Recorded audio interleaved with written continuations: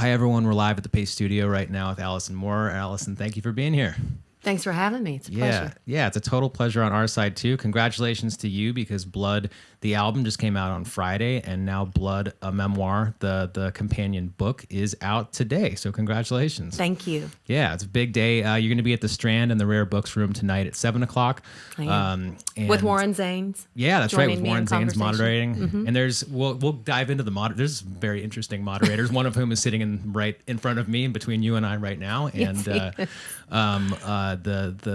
book readings and everything that you're touring behind this project sounds absolutely fascinating. So thanks for making this part of your New York trip. Can you tell us what you're going to do first off of Blood today? I'm going to start with a song called Bad Weather, which is the first track on my record, which kicks off the song cycle of the record. It's about a situational depression rolling in, and that kicking off a stream of memories that makes up the rest of the record.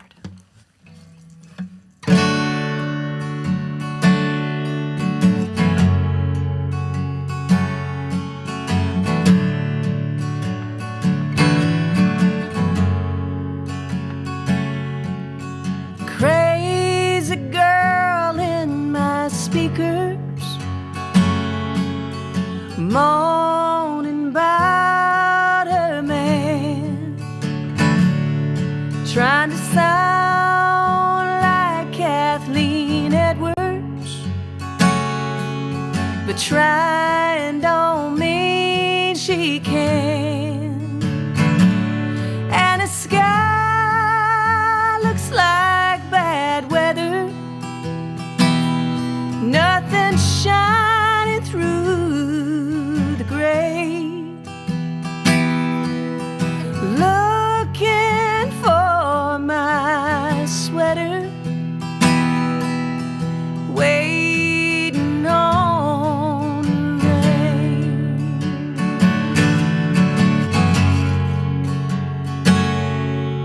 The boy came by to tell me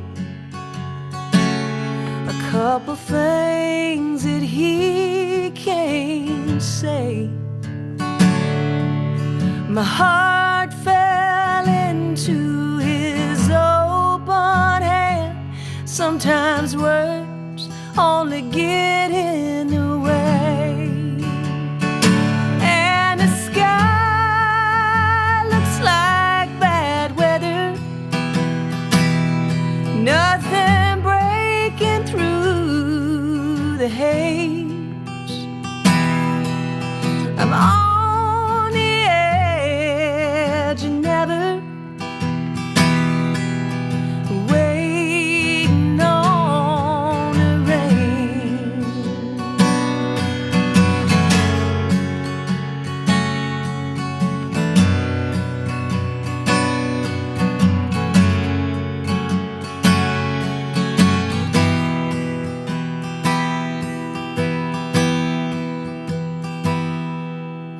Empty porch swinging.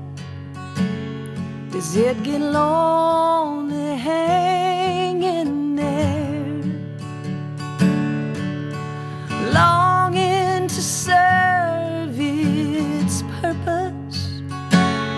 Does it get jealous of this chair? And the snow is gone till November, but I'm stuck here in between the harrow and the harvest, and what the phantoms whispering. And the sky looks like bad weather, sun ain't showing up today.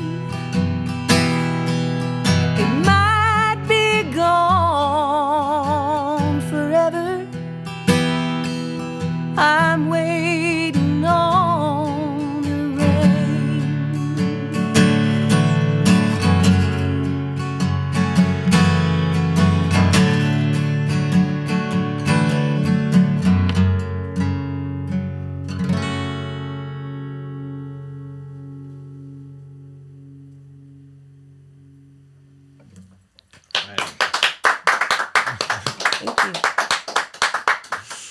Right. Thank you, Allison. That sounds great.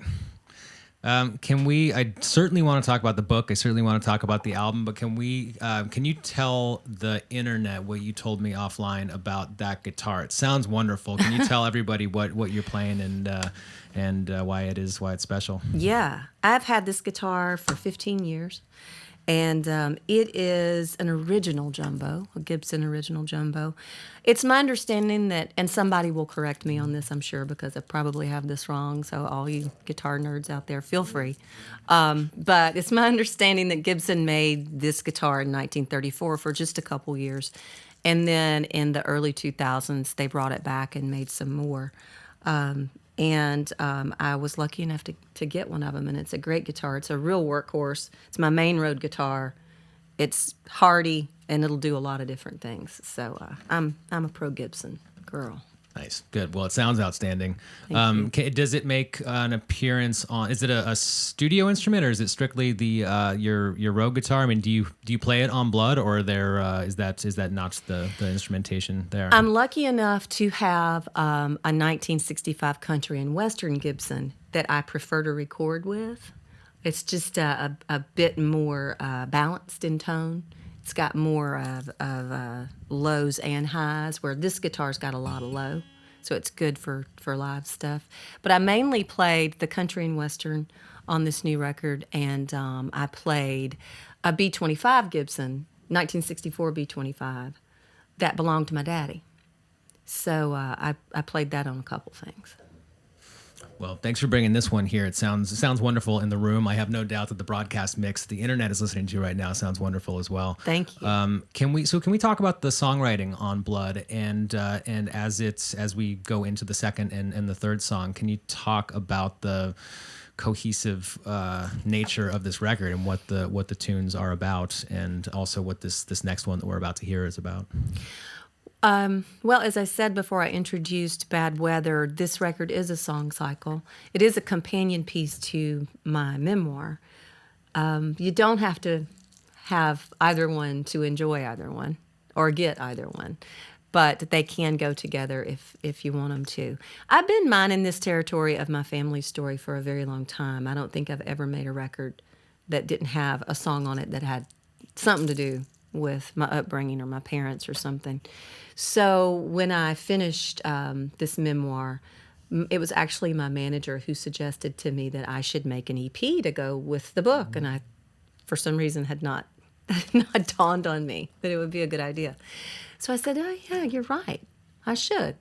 So I had a few songs lying around that suited the subject matter. I think I had "Nightlight," which is on the new record, which is a song about my sister and me. And Cold Cold Earth is a song that I put on my second album as a hidden track, so I brought that back. And I had a couple other things, but then I began to write to sort of fill in the blanks for myself. And I wrote this song that I'm about to do specifically in my mother's voice. It's called The Rock and the Hill. And she was a person who worked really hard and did not have an easy time. So I wrote this in her voice, and it's really for all women who have to do a lot with a little. Where am I? Oh, yeah. 3,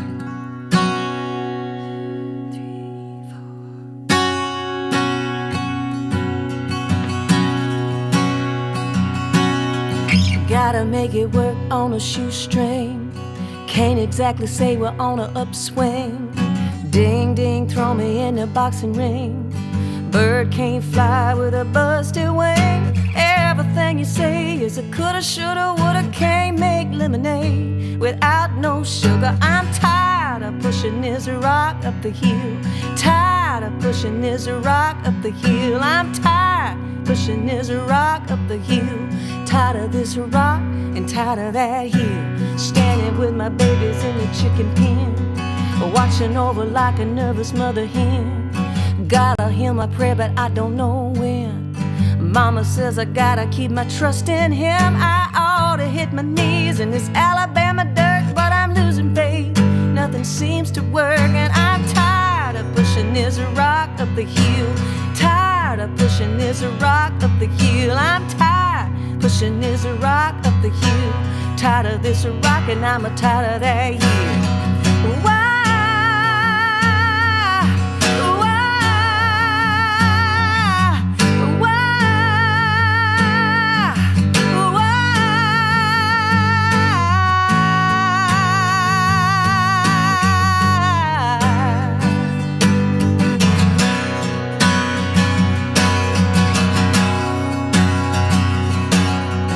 Right out of hell on a 2-lane, 90 miles an hour like a freight train. Headlights out and it's pouring rain. I'm using up my luck and going insane. One day late, $1 short. Lord, help me row this boat ashore, 'cause I'm tired of pushing this rock up the hill. Tired of pushing this rock up the hill. I'm tired pushing this rock up the hill. Tired of this rock and I'm tired of that hill. Why?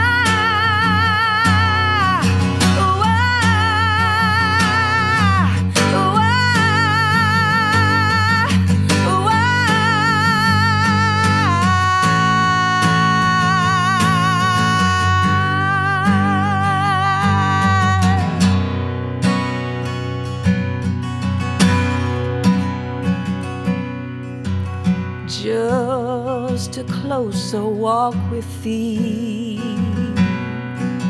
Granted, Jesus is my plea. You know I gotta make it work on a shoestring.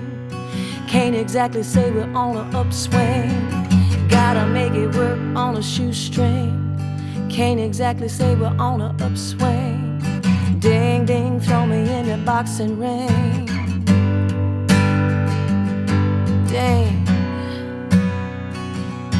dang, dang.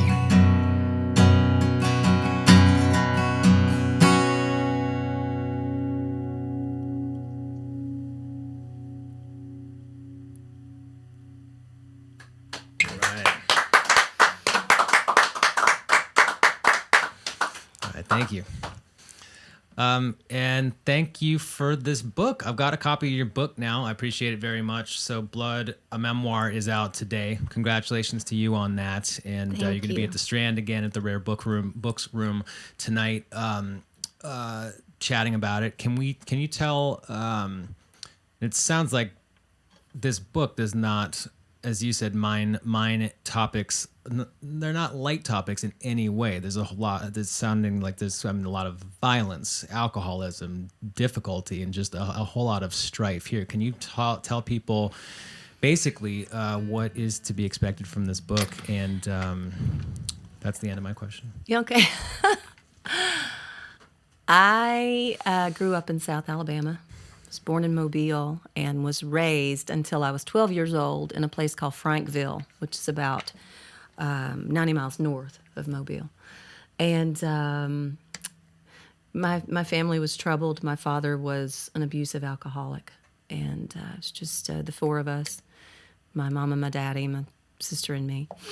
And when I was 14, my parents had become estranged, and my father shot my mother and killed her, and then turned the gun on himself and killed himself. So it was just my sister and me left at that point. And obviously it's a very heavy thing. Our childhoods were very turbulent, and so that's what the book covers mostly. It's a memoir of my childhood. There is some present day coverage in there in the last part of the book. I didn't think that I would ever write a book. I didn't think that I was a person who could ever write a book, but somehow I got there. When my son, John Henry, was born, he was about 6 weeks old when I got a call from the Maya Angelou show. She had a radio show, and she wanted me as a guest, and so, of course, I went and spoke with her. And she asked me about my upbringing, and as we were talking, she said, yeah, okay, well, now you have John Henry. What are you going to tell him? And I did not have an answer for her. And that, for whatever reason, put this idea in me that I should probably write a book about it. And it took me a while to get to the form and what I wanted to say and how I wanted to say it. But I started this book in earnest in the fall of 2012, and I finished it on my 45th birthday in 2000. It was June 21st, 2017.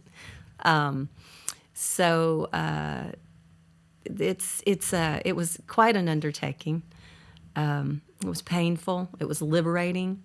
It was hard. It was cathartic. It was healing. So I feel free in a lot of ways having done it because I know I can't tell the story any better than I have.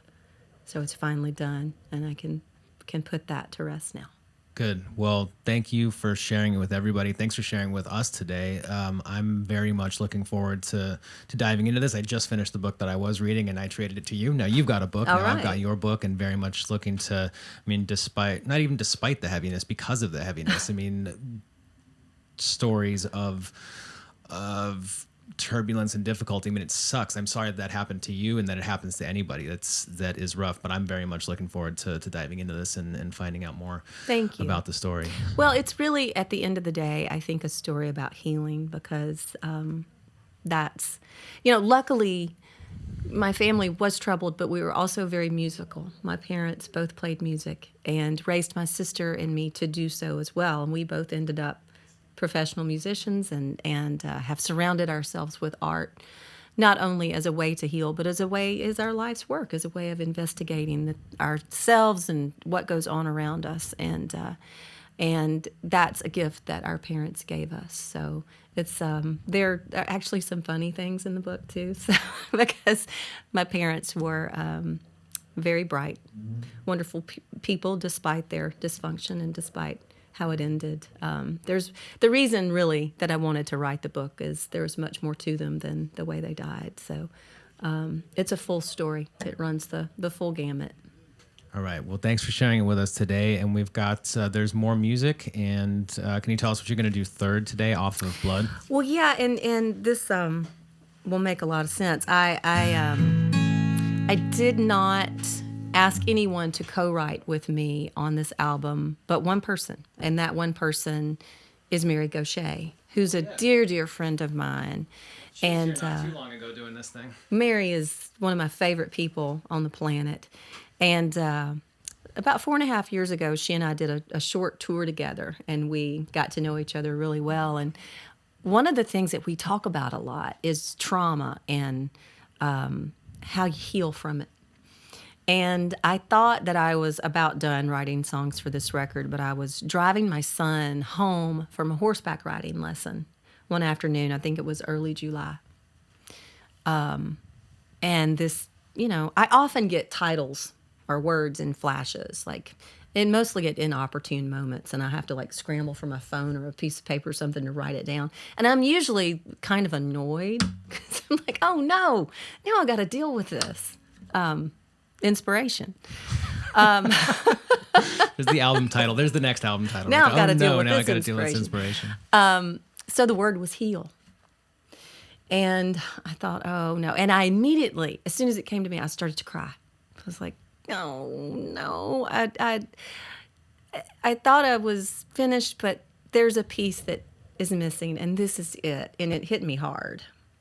And I knew that this was going to be an important part of the record. So I got home and I got my son in the tub and in his pajamas, and he went to bed, and so I sat down at the piano and started trying to figure out what it meant, and kept toying with it for a couple days, and then I called Mary. I said, Mary, I have not asked anybody to co-write with me on this record, but I really want you to write this song with me. I said, I know you're busy, but you're the person's perspective besides my own that I want on this. And she said, all right, I'll be there. So she came over on a Friday, not in a good mood. She had to deal with all that inspiration. She's like, why are you? She was lovely, but it's to dig in like that. It's not necessarily something you are excited about doing. And she knew that I would make her do it. So I showed her what I had, and then we came up with this, and it took us a couple hours, but I was thrilled that she wrote this with me, and it makes it all that much more special to me that she did. So this is called Heal.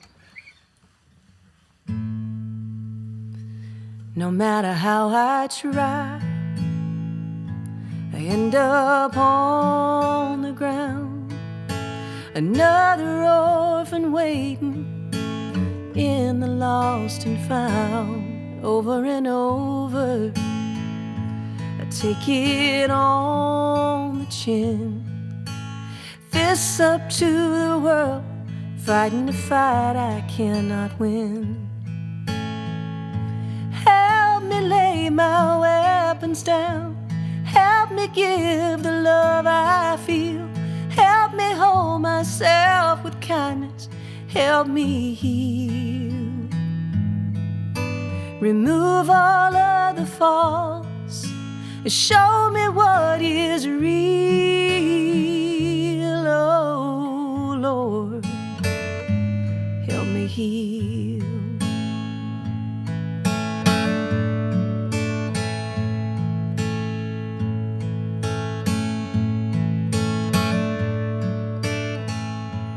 Yeah, I'm tough, but I wasn't born this way. I grew hard because I had to, carrying the weight. I wanna let it go, I wanna set it free, but everywhere I turn, the fight follows me.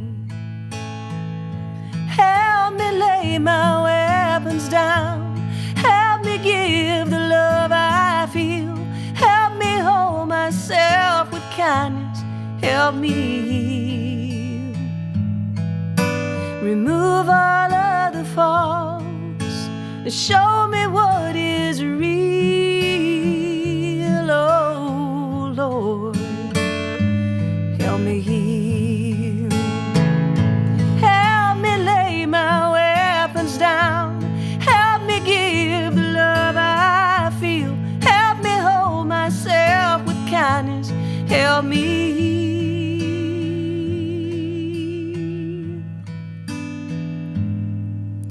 Remove all of the faults and show me what is real.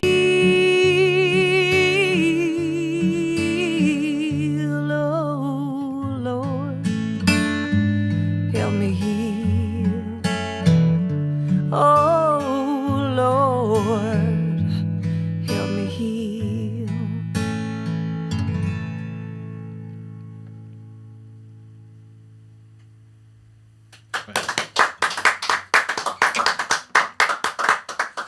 Right. Thank you, Allison. This has been outstanding. We really appreciate you doing this on show/reading day. Can you tell people what to expect from the Strand tonight and from the one on November 18th at Book Soup in LA, moderated by Shelby Lynn? Yeah. Should be a ton of fun. But can you tell us what you're up to, what these hybrid shows are all about, what the shows are all about, and what you're doing for the next couple of months? Well, since I am a musician, singer-songwriter by trade, and I have made this record, I thought it might be a good idea if I did a show that brought it all together. So most of the shows that are listed on my website, with the exception of a couple, are going to go like this. So I'll go into whatever city, let's just say Mobile, Alabama, place of my birth. I'm going to be joined on that show by my husband, Hayes Carl. I asked him to be my moderator. So we'll have a conversation for probably about 30 minutes about the book and about making the record and the process of doing both of these things.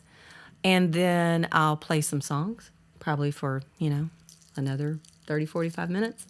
And then we'll sign some books and some records and answer any questions that any audience member has.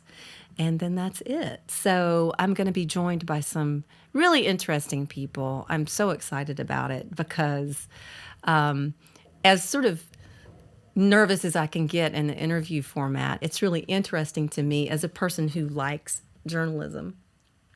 It's interesting to me to see what other people are interested in.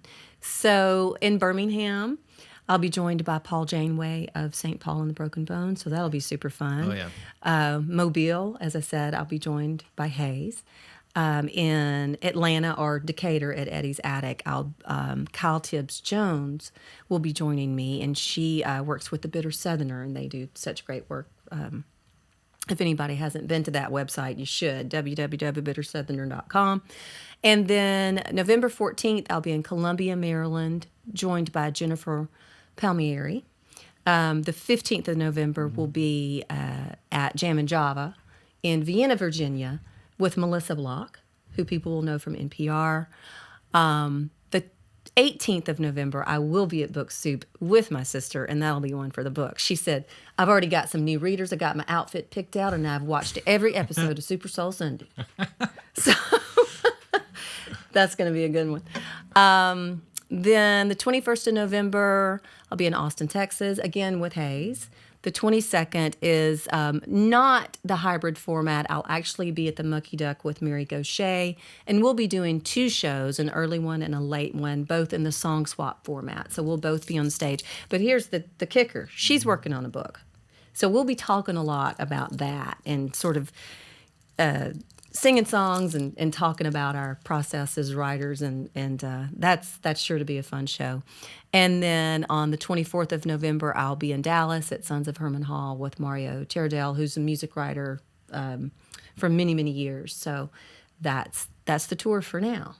Wow, I am ultimately impressed by your recall of all these dates. I am specifically too. I was getting happening. nervous. I was like, I'm going to forget something. I know I'm going to go, oh, Yeah, I mean, I'm the one with the internet right in front of me, and I would have gotten it wrong if I tried to say that many dates, but you nailed all of them, and enjoy all of them. Travel safely, of course, between all of them, and we really do appreciate you coming by and doing this on show day. And tell Mary that we said hi. Tell her to come back to Paste when the book's done. We'd love to love to read it and have her back and enjoy them all. Stay healthy. Thank you. This has been great. Thank you so much. Thanks for having me. Enjoy the Strand tonight.